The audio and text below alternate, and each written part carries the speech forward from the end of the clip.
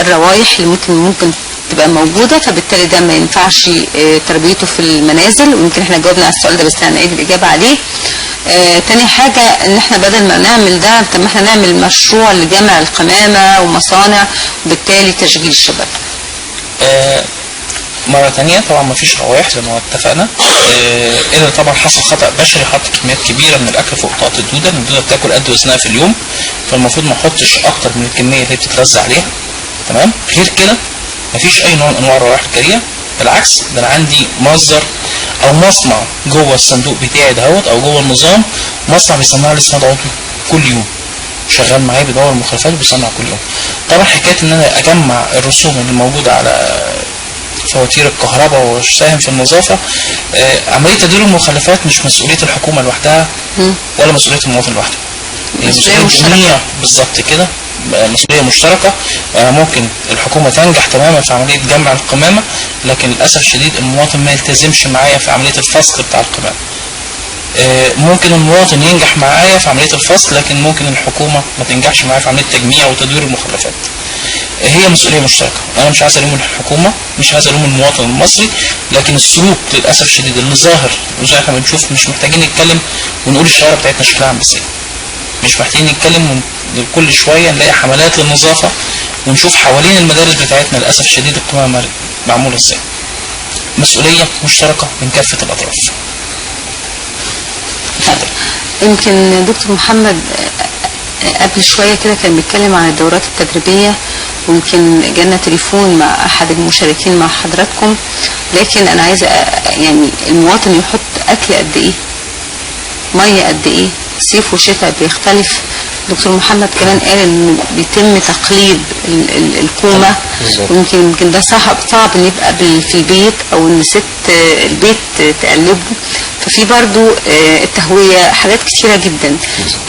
يعني عايزة اتكلم عن الدورات التدريبية، بيتم التدريب ازاي او ايه المعلومات الاكتر نقولها كمان؟ والله في الدورات التدريبية يمكن على فكرة مش رجالة بس اللي بتحضر، لا في سيدات بيحضروا وبيتعاملوا على فكرة معانا في التدريب العملي، وبتشوفوا الدود وبيقلبوه وبيمسكوه. فالقصة مع التعود الانسان بياخد على القصة وما فيهوش مشكلة خالص زي ما احنا قلنا. وبالنسبة للانسان الاخ اللي كان بيتصل وكان بيقول العلبة دي، هو متخيل ان العلبة دي هحط فيها كل المخلفات. انا لما ابتدي بربع كيلو هيكون لي ربع كيلو مخلفات كل يوم، ما اقدرش لو انا عندي مخلف طالع 2 كيلو مش هحطه فوق الدود، هيحصل له مشكله، ممكن يحصل اعفان، وفعلا في حاجات ممكن تحصل والاقي انتشار للحشرات والاقي مشكله عندي.